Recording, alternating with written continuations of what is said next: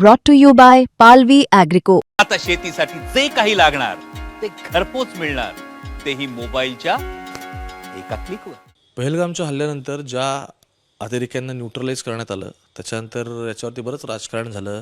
सत्ताधाऱ्यांनी सुद्धा श्रेयवाद करायचा प्रयत्न केला असता त्यांच्यावरती आरोप झाला. पण मूळ प्रश्नामध्ये सगळ्या चौकटीमध्ये उत्तरित राहिला तो म्हणजे या हल्ल्यामध्ये जे व्हिक्टीम आहेत ज्यांनी स्वतःचं कोणाला तरी गमावलं त्यांच्या भविष्याचं काय आणि ती तरतूद या वर्तमानात झाली आहे का किंवा भूतकाळामध्ये त्याच्याबद्दल म्हणजे गेल्या 10 महिन्यात विचार झाला आहे का याचं उत्तर मी नाही, स्वतः आसावरी जगदाळे येथील ज्यांनी त्यांचे वडील तिथे गेले होते पहलगामला. ही सगळी मंडळी असंच कुटुंब म्हणून फिरायला गेले होते आणि येताना मात्र आईला आणि लेकीला दोघींनाच यावं लागलं.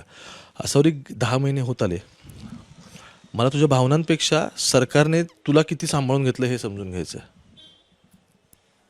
अजूनही जॉब मिळाला नाही आहे ह्याच्यावरच सगळं उत्तर मिळतं आपल्याला की बरेच इलेक्शन्स झाले मध्ये वेगळे अधिवेशनं झाली.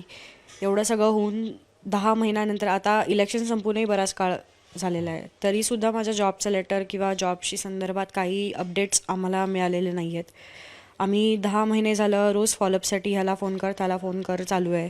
मंत्रालयात आम्हाला जा तुम्ही आणि तिथल्या लोकांना भेटून तुम्ही स्वतः फॉलोअप घ्या असेही स्टेटमेंट्स आमच्याकडे आले. तर मंत्रालय काही छोटं नाही आहे. आम्ही तिथे जाऊन कुणाला भेटायचं, कुणाची चौकशी करायची, कुठल्या डिपार्टमेंटला कुणाच्या डेस्कवर फाईल आहे ह्याचं अपडेटसुद्धा आम्हाला नसताना आम्ही पुण्याहून मुंबईला जायचं मंत्रालयात आणि तिथे भेटून लोकांना चौकशी करायची हे काय योग्य नाही आहे. आणि जे नेते मंडळी वडील गेल्यानंतर आम्हाला भेटायला आले होते त्यांनी स्वतः आमच्या घरात बसून आम्हाला आश्वासन दिलं की तुम्हाला कुठेही जायची गरज नाही पडणार. तुमचं जे सरकारी नोकरीचं काम आहे किंवा तुमच्या परिवाराची काळजी घेण्याचं जे काम आहे ते सरकारचं आहे आणि ते आम्ही करू. पण ते आजच्या तारखेला काहीही झालेलं नाही आहे. नक्की किती डिपार्टमेंटच्या चक्रा माराव्या लागल्या? दुसरं म्हणजे किती वेगवेगळ्या अधिकाऱ्यांना नंबर सांगा की अधिकाऱ्यांना तुम्हाला गेल्या 10 महिन्यात भेटावं लागलं? आणि तिसरं महत्त्वाचं, इतकं सगळं झाल्यानंतर नोकरी नाही मिळाली ठीक आहे पण किमान आश्वासनं? आम्ही अनेक अधिकाऱ्यांशी बोललो आहे आत्तापर्यंत. म्हणजे त्याच्यामध्ये सचिव आले, उपसचिव आले, IAS ऑफिसर्स आले, अनेक मोठ्या मोठ्या पोस्टच्या लोकांशी बोललो. त्याच्यामध्ये काही नेत्यांचे PA सुद्धा आहे जसं की शिंदे साहेबांचे PA आले किंवा आम्ही CM साहेबांच्या ऑफिसलाही कॉल केला होता त्यांच्याशी आम्ही बोललो. तर मंत्रालयात जेव्हा फोन आमचे चालू होते तेव्हा आम्हाला प्रत्येकाकडनं हेच उत्तर म्हणजे आई माझी सर्वात जास्त तिथल्या लोकांशी बोलली आहे तर तिला प्रत्येकाचं हेच उत्तर होतं की आमच्या डेस्कपर्यंत तर फाईल नाही आलेली, ती इथेच पेंडिंग आहे तिथेच पेंडिंग आहे ह्याच्याकडे पेंडिंग आहे. अशी उडवाउडवीचीच उत्तरं बऱ्याचदा आम्हाला मिळाली किंवा आम्ही त्याच्यामध्ये काम करतो आहे, नो ऑब्जेक्शनमध्ये ती फाईल अडकली आहे आणि अशा कामांना वेळ लागतो, अशा घटना घडत राहतात असेही स्टेटमेंट्स आम्हाला अशा घटना घडत राहतात असेही स्टेटमेंट्स आमच्याकडे आले.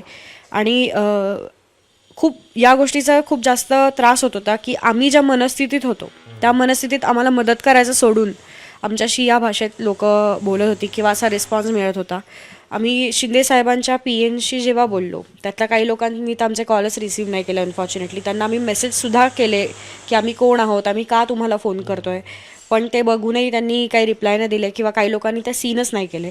आणि ज्यांच्याशी आम्ही बोललो त्यांना आम्ही रिक्वेस्ट करत होतो की आमची एकदा साहेबांसोबत आमचा एक फोनवर तरी ॲटलिस्ट एक फोनवर बोलणं करून द्या. पण ते सर्वजण हेच उत्तर देतो की हां आम्ही बघतोय ताई, आम्ही बघतो, आम्ही फॉलोअप घेतो. पण मागच्या 5 महिन्यांपासून आम्ही प्रयत्न करतोय साहेबांपर्यंत पोहोचायचा पण तेही अजून झालेलं नाही आहे. आणि CM साहेबांच्या ऑफिसमध्ये कॉल केल्यानंतर तिथल्या काही लोकांनी आम्हाला हे म्हणजे हा मेसेज तरी पोहोचला की कुणाकडे फाईल आहे पण आम्ही त्याच्यामध्ये काही करू शकत नाही कारण ते आमच्या डिपार्टमेंटमध्ये येत नाही असं त्यांचं स्टेटमेंट होतं. या सगळ्या प्रक्रियेचा तुम्ही भाग असाल. शेवटी काय तारीख पे तारीख आणि त्यानंतर सेम सरकारी उत्तर असतं सगळ्यांकडे की एकतर ते आमच्या अखत्यारीत नाही आहे किंवा आमच्या हद्दीत नाही आहे किंवा तुमची फाईल पुढे गेलेली आहे. मी महापालिकेतल्या आपल्या महानगरपालिकेतनं पुण्यातल्या जेव्हा मंत्रालयात फाईल गेली आमची तर त्यावेळेला लगेचच मी कॉन्टॅक्टही केला नव्हता. म्हटलं की काहीतरी कामाला वेळ लागत असेल. पण 1 महिन्यानंतर मी नीलमताईंना मेसेज करायला सुरुवात केली, नीलमताई गोरेंना. मग त्यांचे PA आम्हाला सांगत होते की यांच्याकडे फाईल आहे त्यांच्याकडे फाईल आहे.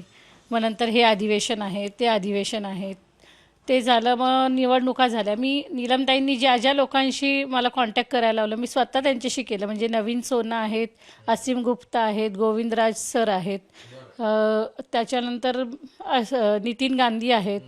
मी ज्यांच्याशी फोनवरती बोलत ते सगळे म्हणाले की हा ताई तुमची फाईल आहे, म्हणजे ती प्रोसिजर चालू आहे किंवा नो ऑब्जेक्शनमध्ये. म्हणजे नीलमताई म्हटल्या की ती नो ऑब्जेक्शनसाठी थांबलेली आहे. पण मला ह्या सगळ्यामध्ये असं विचारायचं होतं की आसावरीची फाईल नो ऑब्जेक्शनसाठी गेलीच कशाला. जर एकनाथ दादांनी मला प्रॉमिस केलं होतं की तुमच्या मुलीला मी नोकरी देतो किंवा तिला शासकीय सेवेमध्ये रुजू करतो, तर त्यांच्यापर्यंत माझ्या मुलीची फाईल का पोचली नाही.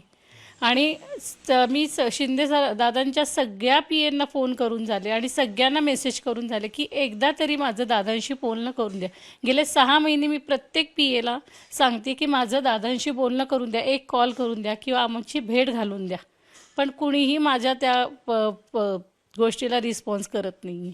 आणि जेव्हा मी CM फडणवीसांच्या PAला फोन केला, त्यांच्या ऑफिसमधनं मला फोन आला, त्यांनी काही फॉलोअप घेतला, तर त्यांनी सांगितलं की तुमची फाईल मंत्रालयातच आहे आणि अजून त्याचं काही हे झालेलं नाही, म्हणजे पुढे काही हालचाल झालेली नाही, पण हे आमच्या सेक्शनमध्ये येत नाही. तर मला असं म्हणायचं की मुख्यमंत्र्यांच्या सेक्शनमध्ये येत नाही असा कुठला विभाग आहे? म्हणजे माझा प्रश्न चुकीचा आहे का? तर मला तोच प्रश्न पडला होता की त्यांच्याकडनं सुद्धा हालचाल होऊन जर पुढे मंत्रालयात काही गोष्टी होत नसतील तर मग माझ्या मिस्टरांचं जे बलिदान झालेलं आहे देशासाठी, धर्मासाठी, त्याचं आम्हाला काय आहे? म्हणजे आम्हाला काहीच मिळालेलं नाही त्याचं.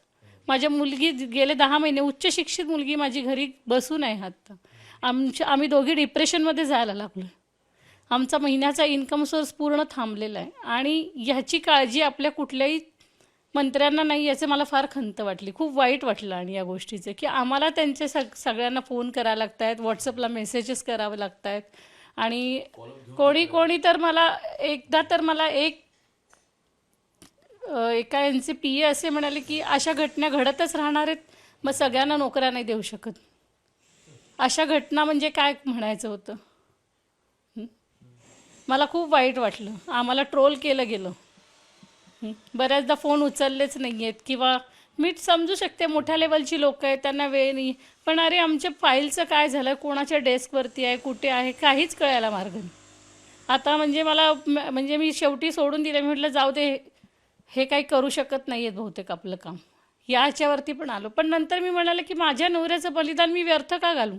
आमच्यासाठी काहीतरी तर करायला पाहिजे ना सरकारने. आणि माझं एकच म्हणणं आहे एकनाथ दादांना की तुम्ही माझ्याशी फोनवरती बोला, माझ्या मुलीच्या जॉबचं ह्या फेब्रुवारीच्या एंडपर्यंत जे काय करायचं ते करून घ्या, नाहीतर मार्च 1 तारखेपासून मी उपोषणाला बसणार आहे. मग त्यानंतर जे काय होईल ती त्यांची तिघांची जबाबदारी. जे माझ्याकडे घरी येऊन गेले, ज्यांनी मला आश्वासनं दिलं, ज्यांनी मला बहीण मानलं, ज्यांनी हिला मुलगी मानलं, ही त्यांची जबाबदारी असेल. जर माझ्या जीवाचं काय झालं तर ती त्यांची जबाबदारी असेल. मुद्दाहून आलो जाणून घ्यायला की नक्की कुठपर्यंत काम झालं काय नाही ते बघायला. म्हणजे साधारण सरकारी काम आणि ते 6 महिने थांब वगैरे असे काहीतरी म्हण आहे. पण हे जे रील स्टार्स किंवा बाहेर फिरायला जाणारे मंडळी असतात ना, की जे प्रवास वर्णन टाकतात की आम्ही इकडे जाऊन आलो, हे मस्त होतं, तिकडे जाऊन आलो, ते एकदम भारी होतं. मी तुम्हाला सांगतो ह्या सगळ्यांपेक्षा मंत्रालयातल्या फायलींचा प्रवास जर कोणी काढला ना, तो ह्याच्यापेक्षा रंजक असेल आणि आय एम शुअर की तो शॉकिंग पण असेल. एकदा समजून घेतलं पाहिजे ते सुद्धा. आणि हे सगळं द्योतक आहे त्या सगळ्याचं. मुंबई तक बघत राहा. कॅमेरा पर्सन गोपाळसोबत मी ओमकार, थेट पुण्यावरून.